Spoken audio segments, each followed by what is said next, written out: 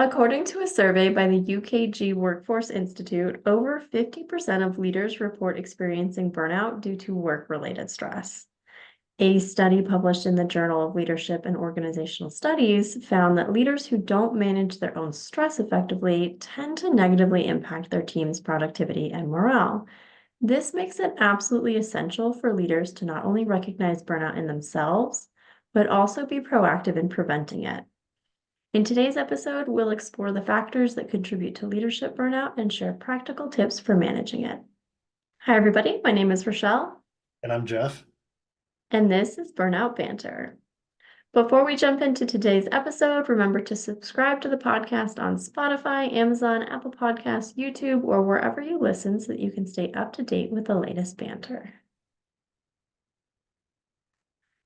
So, Jeff, this is a question that we get a lot when we tour our Say No More to Proposal Burnout session. And I love getting it because it means that we've got a lot of leaders and managers in the audience who are either concerned about their own burnout or concerned about their teams. I don't hold a leadership role in an organization. That's I was not an true. organization of You're the, one. you're the president and CEO.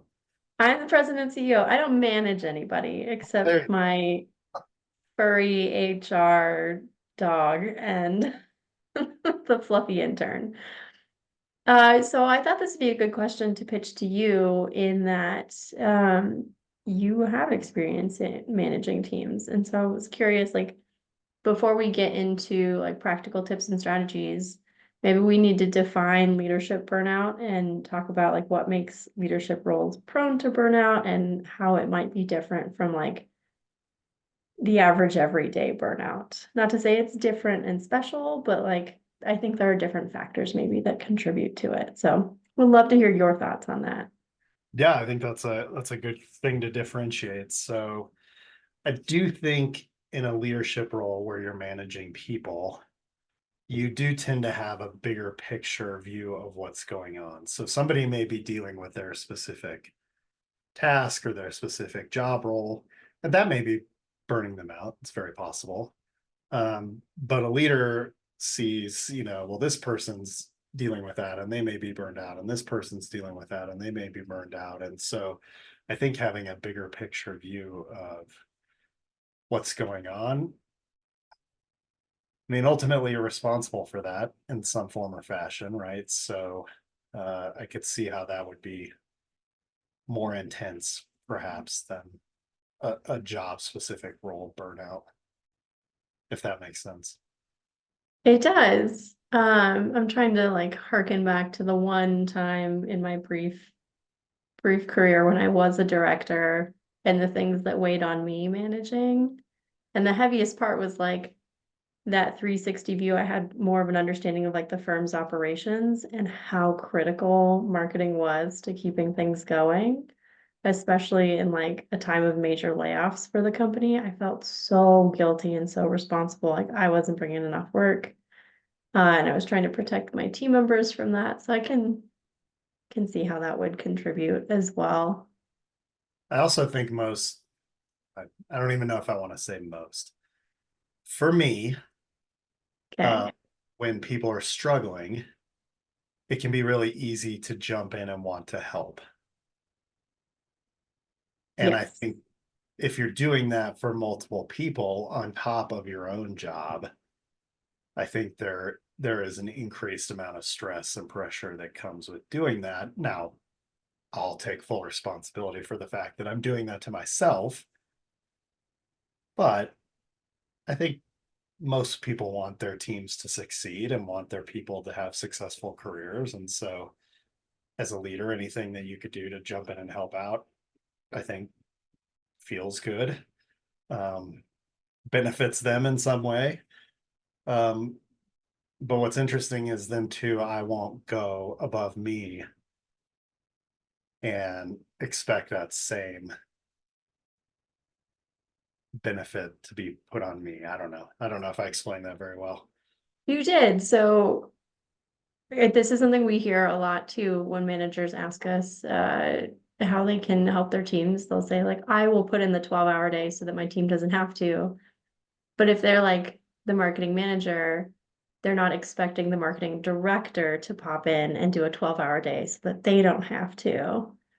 You kind of shoulder that burden on your own, is what it sounds like.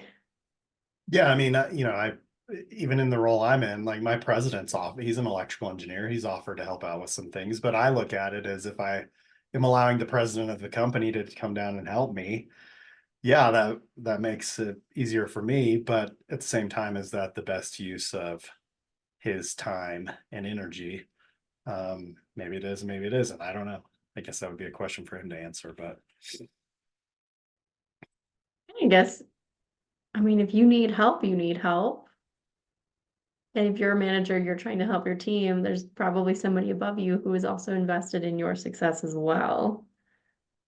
But it sounds like there's some kind of like isolation going on in leadership roles that maybe also contributes to this burnout where you feel like you have to shoulder the burden to protect your team, but you don't you maybe feel guilty or you don't want to ask for help. I know a lot of marketers tell me that asking for help can be perceived as weakness, which I'm just gonna flat out say it's not true. It's not weak to ask for help. It's not weak to put up your hand and say, this is too much. Even for the president of the company to step in, Jeff. yeah, yeah. I think you're spot on in saying that it's perceived as weak, right? And if I want to promote to the next level, how's that ever going to happen if I can't handle this level that I'm at right now? So I think that's the tie to the outcome that we put on ourselves to try to deal with everything that's going on. I also think you're onto something with the isolation too, because in previous roles where I've been in leadership, like I was the only one in the office. And so I didn't have this community. Yeah, there was a leader in a Kansas City office or a leader in a Nebraska office or whatever, right? But I wasn't interacting with those people on a daily basis. So there was something a little bit isolating about being in that role. I do think there's less of you to draw on and connect with when you are struggling than there might be in a traditional production type role. That's interesting. I pin in that because I want to do an episode on remote work and burnout. I Okay. really struggled with which one I wanted to do today. Um, but yeah, I'm thinking like as the person in the trenches, there's usually other people in the trenches that I can like not complain to, but I feel like I can talk to. They're my peers, they're on my level. I feel like managers perceive that as unprofessional if they complain down or if they express to their team that they've got too much going on. Like that counteracts the, yeah, I can step in and help you. That's where I was going with the isolation. I don't know if that's a common issue as well. I think when you're in a leadership position, you do have a big say on the morale of your team, or you have a big role to play in the morale of your team.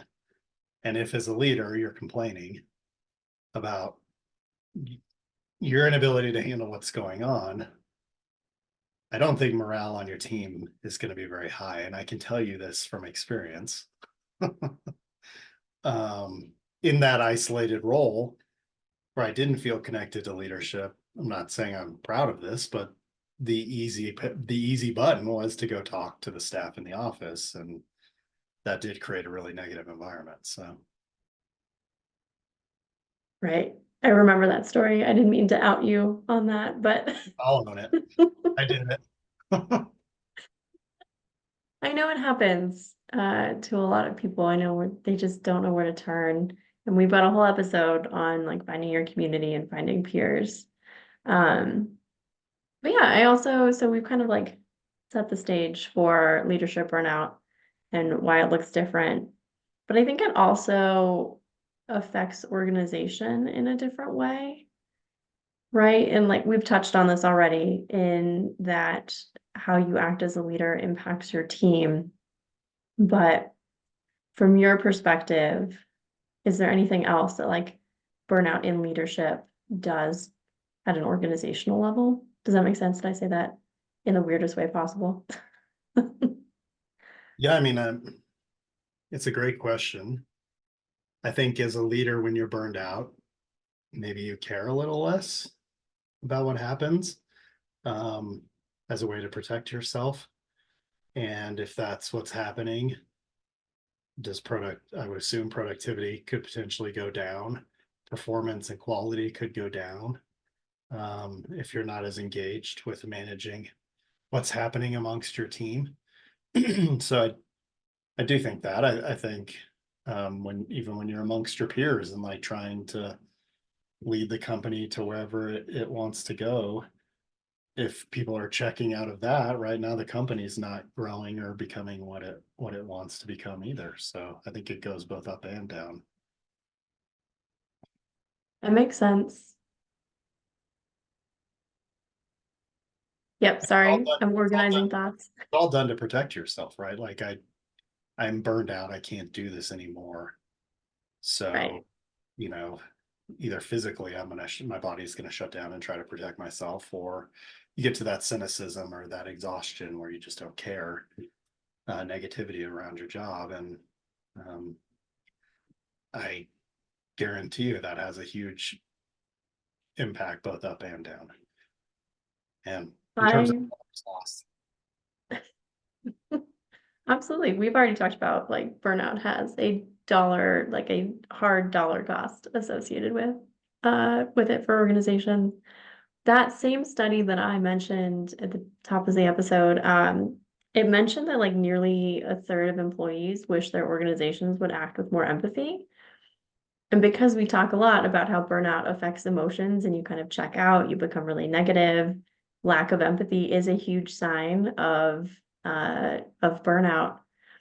That to me just said all of the companies who responded to this survey have burnt out employees and they're just trying to protect themselves and so they can't do anything for their teams, which was really, really disheartening for me.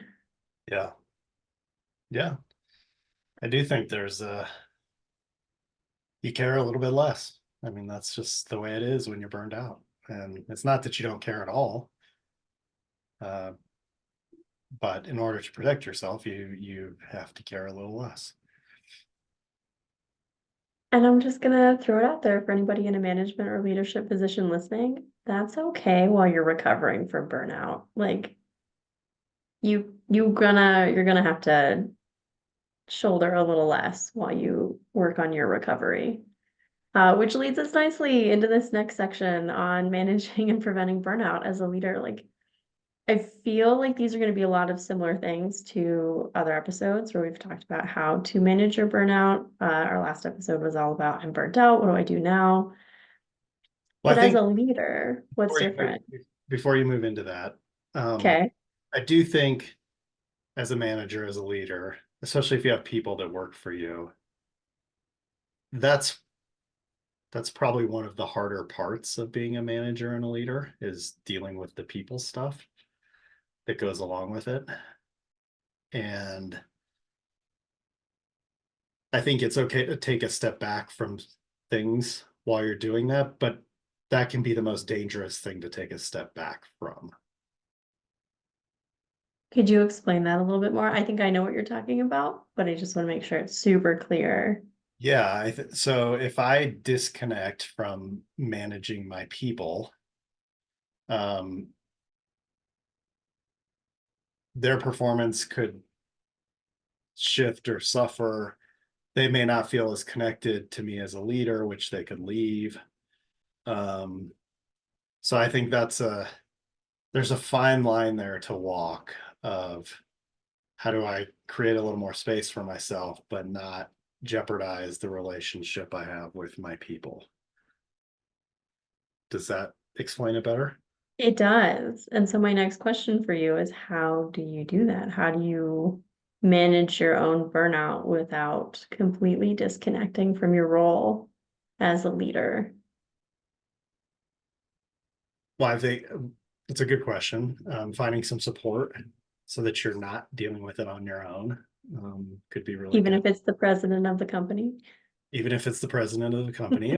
Or I've even mentioned, when I did feel isolated in a leadership role, I went out and found Vistage, which was a organization that exists to bring leaders together to work on improving their companies, right? So they have a CEO group, they have a key leadership group. So when I felt isolated and alone, now I'm around 15 other leaders who are going through the same thing and in the same place potentially that I am.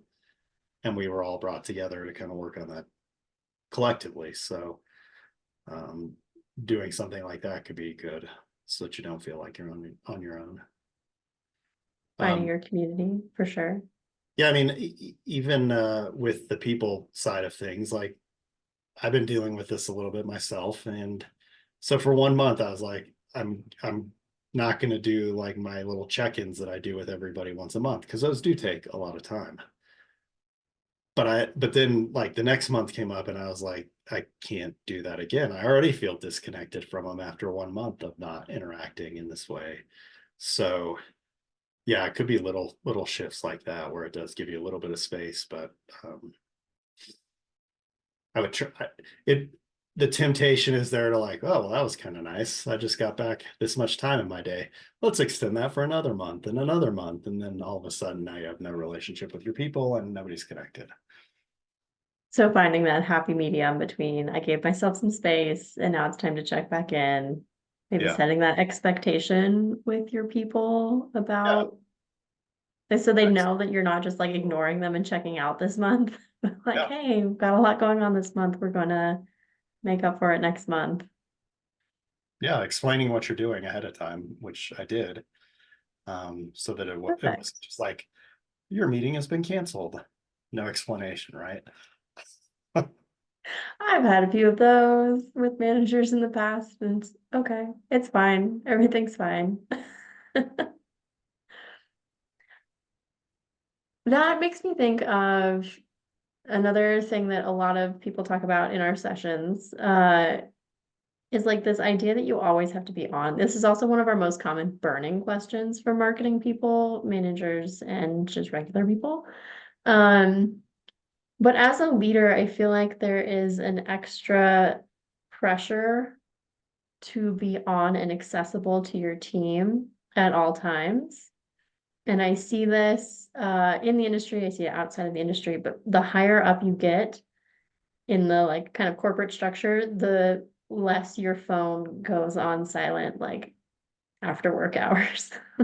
So how do you break that or how do you manage that and tell yourself it's okay while still supporting your team? Well, first of all, it is okay to turn yourself off from those things. Um, Agreed. I'm yeah, anticipating the people who say no. right. I think it comes down to communication again, right? If as an employee of a burned out leader, I don't know when I can get a hold of you or when you're going to be available, that's a problem. If I know what you're doing and know that you will be available in 2 hours, I can be at ease with that, knowing that, okay, they're coming back. I can connect with them in 2 hours. So I think you and I have talked about like the idea of office hours or something like that, right? Where you're, okay, this is when I'm available and this is when I'm not. Yeah, I see the like stoplight system a Yes. lot where people have like the red, don't bother me, yellow is if it's like critical, green is come on in. Um, I think there's a slippery slope for people who maybe start with strong boundaries of like, I'm available during the day, schedule ahead of time. But then like something comes up and an employee calls and they're like, okay, I have to work through this right now. And so you do it with them right now because it was an emergency situation. But then that like sets a precedent that they can just call you whenever they need you. And you just keep picking up and keep helping. And it becomes maybe scary to reestablish that, like, hey, let's schedule time to talk through this if it's not an immediate emergency. And I think sometimes managers and leaders just need to be reminded that it's okay to set that precedent with your team that you are not immediately available. They can't just like Slack you or Teams you and pop up. Like you need dedicated heads down time just like they do. Yeah. I mean, when I used to work in the office, the easiest way of dealing with that was not going to the office that day. I actually have something to get done. I'm going to stay home and work. It's a little harder with teams and everything that's popped up, but In the that age of remote work, that's not a possibility, but if I'm in the middle of something and somebody comes to my office door and says, "Hey, do you have a minute?" I can say yes or I can say no. If I say no, I can't just say no though. I have to say I do not right now, but here's when I will. I So I mean, you think could just say you no, could just say no, but then the person is left, right? Like, okay, no, I didn't get what unsupported. I'm ever going to get what I need. Um, they're not going to like working for you. So, This is why I don't manage people. There's a clear difference here, but but I think it goes, Andrew in the Time Boss episode a couple of times ago mentioned we don't feel like we have the social capital to say no when we're the ones who are defining what enough social capital is or what's not, right? Like if somebody's sick, we're going to say no, we're not even going to worry about it. But just saying no, I'm focusing on something right now is not enough social capital, so we don't do it. right. We feel like it's not. But it is. And as a manager, that's a really easy thing to feel, right? Because part of your job is managing your people and the productivity of your team. Right? No, that's true. Absolutely true. What about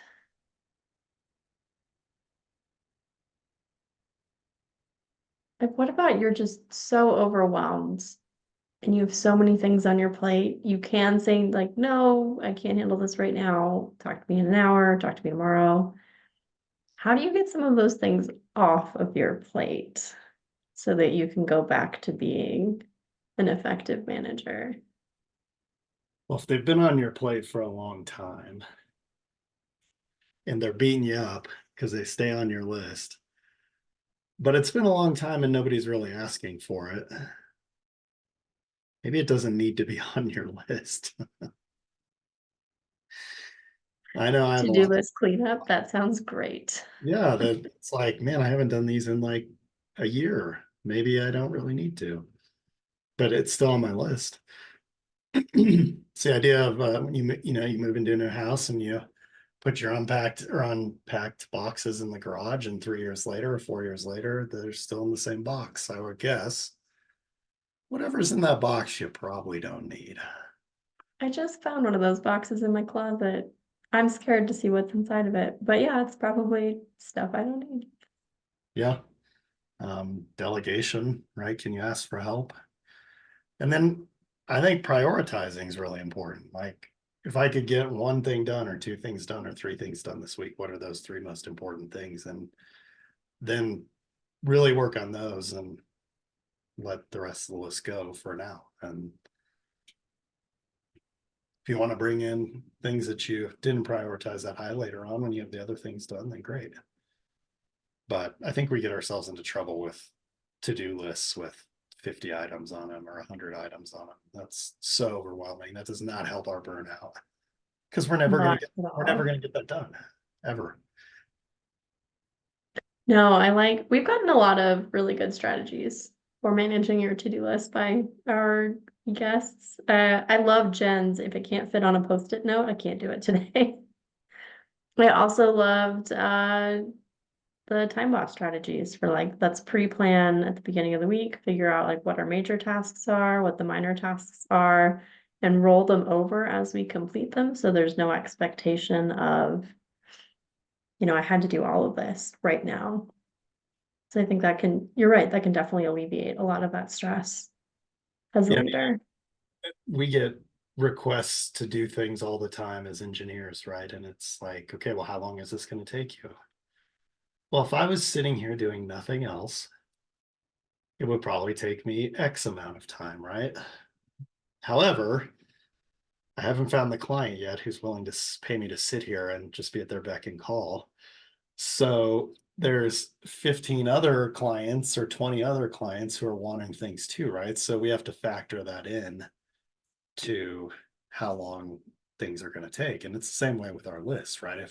our list just stopped being added to and we could just go through it and knock things off, yeah, it probably wouldn't take that long, but every day we get new tasks. So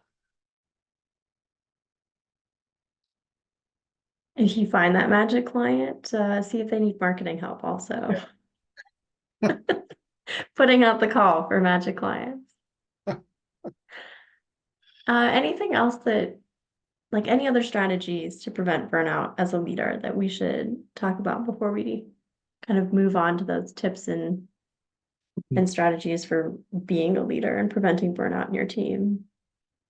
Yeah, I mean, I think if work is really stressful, trying to figure out ways to add fun in your life outside of work can be huge. I also think creating space to have downtime can be huge. Um, I had things I could have done yesterday. However, I'm tired. I'm probably a little burned out, and I wanted to watch two movies, and that's what I did. And so, trying to do that Awesome. where you have some downtime and have some fun, um, I think, are really important. Time to connect with friends, family, so that work just doesn't become all consuming. Because when you feel burned out and you feel like you can't catch up, it's very easy to fall into that trap of, well, I'll just keep grinding. I'll just keep going. It'll work itself out eventually. As I cycle through burnout, this is something I notice every time and I forget about it, when I get stuck into the thick of things, is that I'm actually more productive when I build in, I don't want to call it downtime, but when I build in like non-work time, that gives my brain just space to do whatever it needs to do and like start reconnecting. I'm more creative, I work faster, I focus better. And like this is proven burnout stuff. Like once you create that space for yourself and you give your brain the mental break, because we're not meant to be on all the time, you will naturally work through your task list faster. But we just, yeah, keep grinding at it and it's actually counterproductive. So I think that's a huge, huge thing to build in me time. I wish I could find like a better way to rebrand downtime, because I feel like we get so stuck in this like hustle and grind culture that downtime sounds really scary, because it's like I'm not doing anything, I'm not being productive, I'm not if I'm not working, I should be like doing chores or something in the house, taking care of myself. But it's totally fine to just stare at the ceiling. Like Well, go so lay out your yoga this mat and just let things think. think about your phone. So our phone is very productive. It can do a lot of things all at the same time. However, if we continue to use it over and over and over and over and over again without letting it rest, what happens? The battery dies. It shuts itself off to protect itself. It spends all night staring up at the ceiling, recharging. It's great. We're not machines. We're not phones. We need more downtime than we give our machines. But we don't even give ourselves as much as we give our machines. This is true. That's true. My phone gets a lot of nightly rest that I don't get. Yeah. So I don't know. Call it recharge time if you want. I don't know. But Perfect. Scream into the void time. Totally yeah, fine. Whatever it needs to be. what's interesting about that too, right? So we do recharge in different ways as people, right? So an extrovert recharges around people, an introvert, as you and I are, recharged by ourselves. So knowing that, for extroverts, it may be more important to get out and be around people. For introverts, it may be more important to watch two movies and just have quiet time. Um, True. I still maintain that you can lay on your yoga mat and stare at the ceiling. One would just do it at home, and one would do it in a class setting. there you go. But you're still giving your brain that space to just wander and like fire up all those little neural pathways that are hanging on desperately to try and remember all the things that you have to do. If you just let those go, they will remember all the things that you have to do very well. And they'll solve those problems for you too while you're not thinking about it. It's amazing. Mhm. So, recharge time, lay down time, stare at the ceiling time. Highly recommend building that in. Yeah, and I mean, even you know, you use your phone over and over and over again, and it gets hot, right? So it's burning out as you use it, and then it's got to rest to cool back down. I think there's something to this analogy. I'd say this is a great metaphor. I think we should keep running with it. The book is coming. You're not a phone. Your phone doesn't like this. Why do you do it to yourself? Treat yourself better than you treat your electronics. Uh, Uh, so to the core question of today's episode, as a manager, what can I do to help my team with their burnout? I think being really aware of where you're at on the spectrum of burnout is a great place to start. If you don't have any awareness and you just feel like you're struggling every day, um, things are unlikely to change. So I guess I would start by trying to figure out where you're at and maybe even where your team's at. Because if your team's been pushing for a long time and you don't really have a good lay of the land, then it's going to be hard to deal with. I absolutely agree. Uh, Kicking back to that comment about employees wishing their organizations would act with more empathy. I feel like leading with empathy is really important and like setting that example for your team. Going back to the always on conundrum, you can set the example that you don't have to be always accessible to the company by not always being accessible to your team and telling them that it's okay too, right? So Yeah. modeling those healthy work habits. Yeah. I mean, even we've talked about, right, like how much you talk to your team about what's going on, but as a leader, if you're willing to admit some vulnerability and, you know, hey guys, I'm really struggling right now and I'm trying to work through it and this is what I'm doing. Um, if you're able to have those conversations when they struggle, they're much more likely to come to you and get the help they need too. So I think being vulnerable and you know, there's a fine line there. Right. Um, of being open, being, you know, transparent about what you're feeling and what you're doing to work on it, uh, might help the team.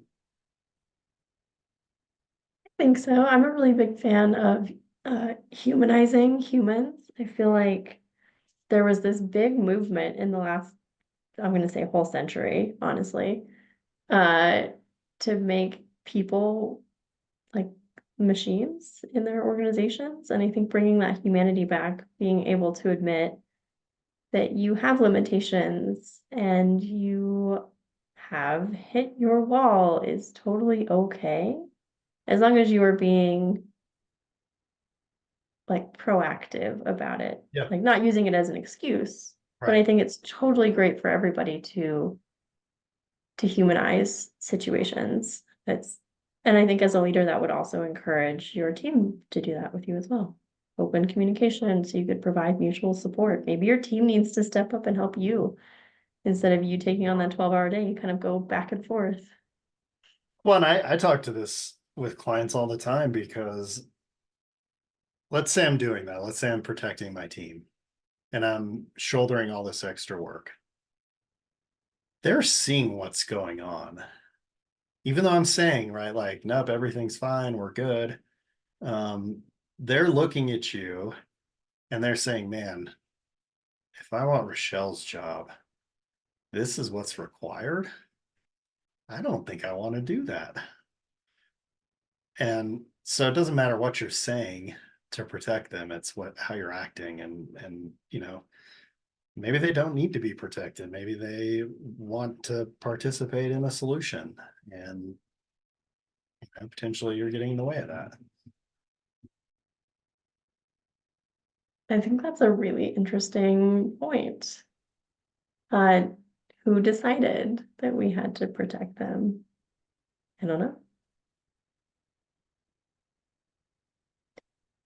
Interesting. I think what happens, right? So when we rise into a leadership position, we've often been in that role before that we're now managing.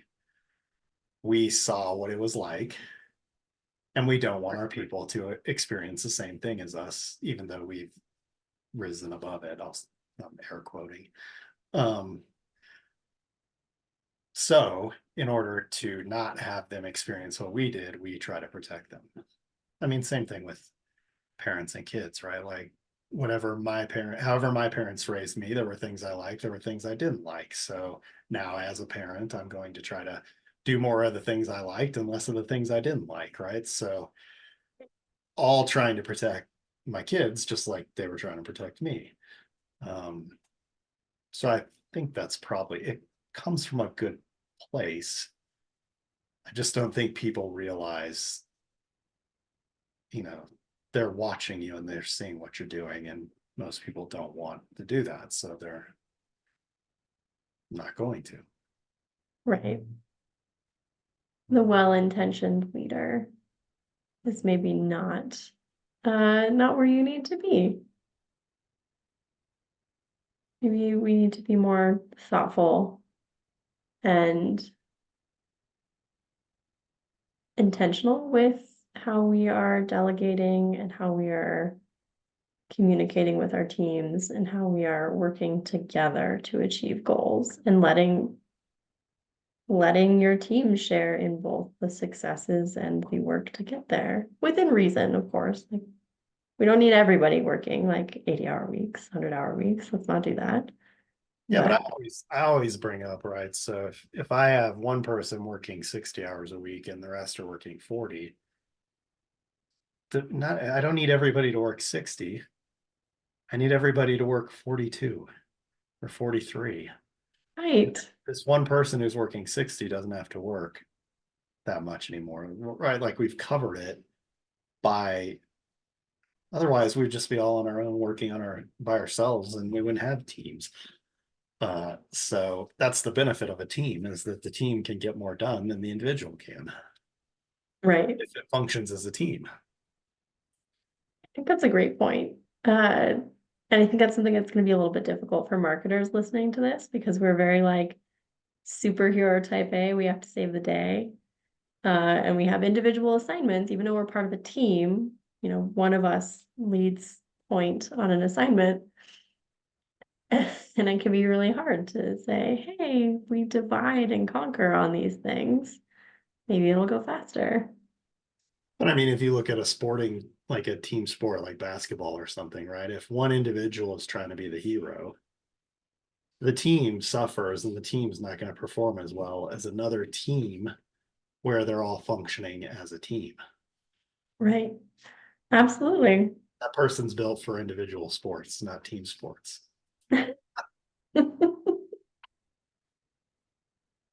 Good clarification. Uh, any other tips that our leaders need to know? Anything that will help with managing your team burnout, leading with empathy, being a good manager? If you can find rest, take it. Okay. That would be the last bit of advice I would give. Instead of stressing about what the rest means, take the rest. Whether I that's like on it. your team or for you. I like it. It's hard to find, but Is it? I mean, there can are weeks be. busy. There are other weeks where it's maybe not quite as bad. That's true. You just have to look for it instead of I looking for what I can do to fill my time. I was just gonna say, go back to that to-do list because it's never ending. I could very easily fill my entire week, but maybe choosing to not to take a breath is more important. The only time our to-do list at work will ever stop is when we retire. Can that be now?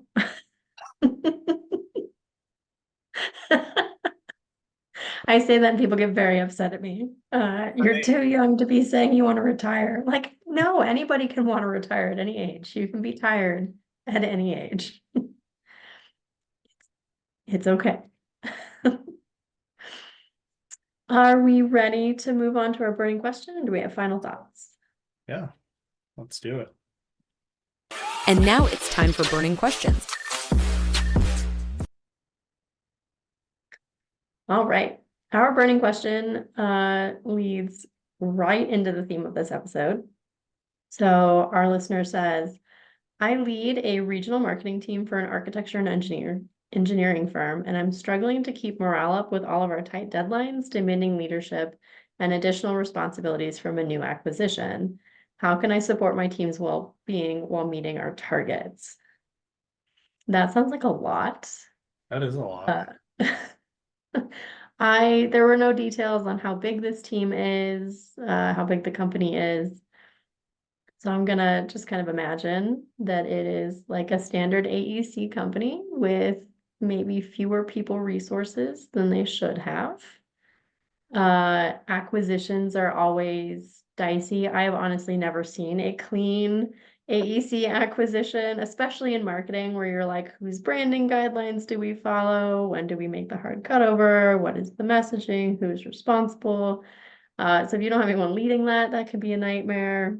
You said So this dicey. I was going to say messy. it is very messy. This like gave me marketing hives reading this, just the acquisition part because bad memories. But yeah, it's really hard. And I think it's hard to keep that morale up, possibly because there's a lot of there's probably a lack of clarity among the team on what's going on, what is most important, what the priorities are. And I'm going to guess for this individual that there's probably a lot of upper voices coming in, especially with an acquisition. Leadership likes to pop in and like provide their input or a new demand. And if that's going to your team without going through you first, that's going to be really confusing to them, and that's going to definitely impact morale. So where do you think the stress comes from in this situation that's creating the lower morale? I think it's that lack of clarity. That's what I'm trying to articulate that better. I think it's like lack of clarity because marketers love, and I think people in general like to know that they've accomplished something. They like to know what they're working toward. If you don't know like what your priority is and you start working on something and then someone else comes chaotically crashing in and says, why are you working on that proposal when we need to get this press release out? Or, why did you do that when this is how we envisioned it? That's really demoralizing. If you have lack of clarity in your role and your responsibilities and you're constantly being told no or you've done it wrong, I think that's gonna hurt. So as I listen to you, what I'm hearing Uh-oh. is that this team is stuck in expectation They and they're trying are. to control all the potential outcomes of what could happen. And because there's so much uncertainty about what could happen, that's what's creating the frustration and the low morale. So how do they fix that? How do they clarify? Now, what I would do, because you're not in control of any of that, is I would bring that team together and I would say, look, all this craziness is going on around us. As a team, how do we want to show up so that no matter what happens outside of us, we will be proud of the work that we're doing? And I would have them brainstorm some ideas and see, what sort of an intention does the team want to come up with? Okay. And then we're just going to practice living that way, right? If this person throws this at us, let's go back to the intention, think about how we want to behave, and I think what that can do is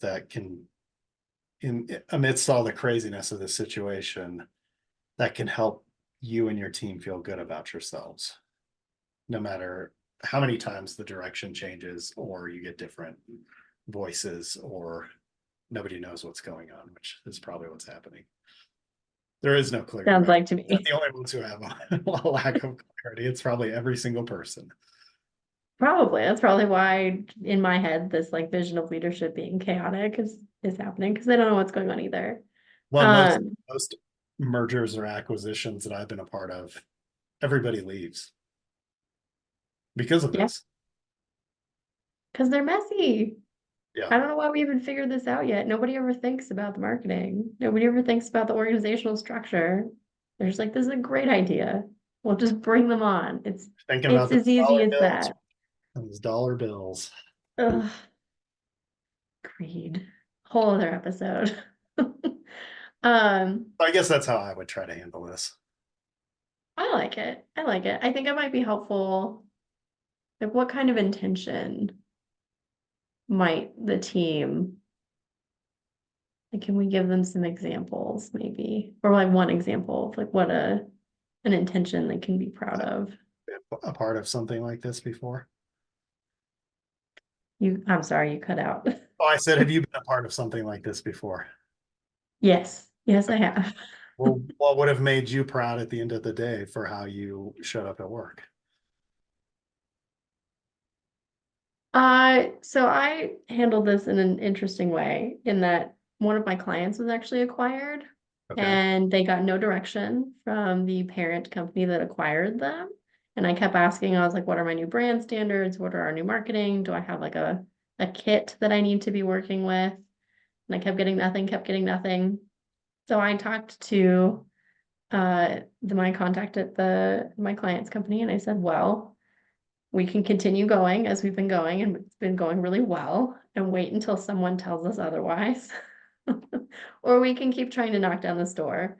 Um, and I would occasionally get like a marketer pop in from a different office in this parent company and be like, hey, we noticed that you didn't do this thing, or hey, we noticed that you didn't use like our standard this, or hey, nobody's told you that we have a template.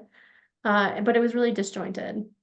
And so the manager and I had a conversation and we decided that what we do works and we were going to ignore everything that came from anybody in the parent company unless it was from like tippy top corporate and they gave us like full instructions. We weren't going to take any of this piecemealed stuff. And so I guess our intention there was to I'm bad at intention statements, Jeff. 3 years Oh, later, and I'm still bad at them. no, it's okay. They're hard. I heard you started with curiosity. Okay, You were trying to figure out what's going on. we tried. We did our That best. that didn't work. So I hear decisiveness. Like we're just gonna make Okay, go with it. Um, I heard that you were collaborative. So you were talking to people about it. okay. Help. That does help, and I think that'll help our listener as well. Yeah, because those are things you can control, right? Am I going to be collaborative? Yeah, Be curious? Am I going to be decisive? perfect. Awesome. Thank you for walking me through that. No And problem. thank you for walking our listener through that You because did it. You just didn't put the words to it. that's my problem. I can like hear it in my head and I can use too many words. But you're really good at like taking the many words and making them a Well, I really single try to word. make descriptive of like a behavior. Right. Right. Like somewhere in the middle. I go to out here, and you kind of narrow it down and make it a solid intention. I hate to say that that might be more indicative of your creativeness and my engineeringness. We need both in the world. We got to Yeah, balance each other out. yeah.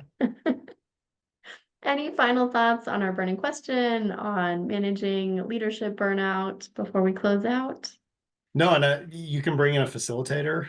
I've done this for teams where you spend a half a day talking about intention and trying to come up with an intention for your team. So facilitation can help that process if you're not comfortable doing it as a leader, or, you really, if you feel like your team won't be as open, maybe if you're the one leading it as they might be with a facilitator, that can be a good way to go about this too, if you don't want to do it on your own.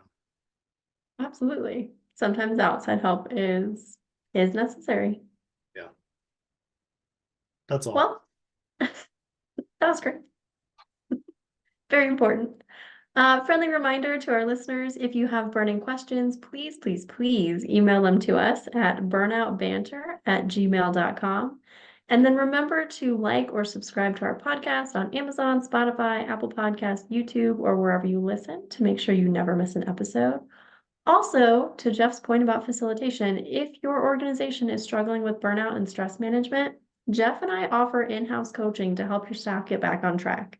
You can reach out to us at that burnoutbanter@gmail.com email, or you can hit either one of us up on LinkedIn for personalized support tailored to your team's needs. We are here for you. Well said. And we'll see everybody next month. See you next month.